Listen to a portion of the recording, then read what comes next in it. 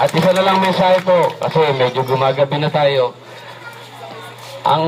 Ang konsehal na dapat iupo nyo sa Montalban ng konseho ay yung may isip po at may puso po at may takot sa Diyos. Yan po sa Sendong de la Cruz, number 12 po sa Balota. Magandang gabi po.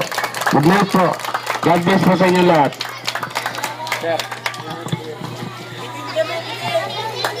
Okay, palakpakan, sigaw na palakpak para po sa ating mga konsehal.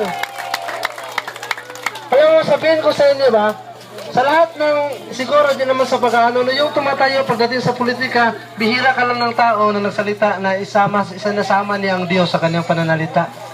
Bakit sa kanyang pagkatao palagi niya sinasabi na kung wala ang Diyos, wala siyang mararating?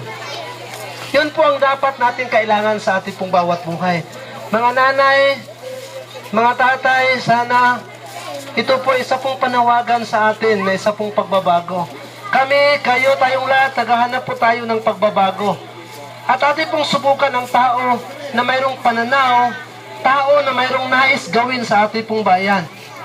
Siya po isang konsehal at kaya po nating isingit. At sana kung pagsulat natin po sa ating baluta, pinakauna nating isulat yung pangalang Sindong Crescendo de la Cruz. Dahil hindi ka magsisisi, kapatid, sabihin ko sa iyo. Hindi ka magsisisi, kaya salamat at magandang gabi po sa inyong lahat, sa inyong pakikiisa, sa aming pong kuko sa gabing ito. Kaya God bless sa ating pong lahat, pagpapalain kayo sa ating pong may kapal.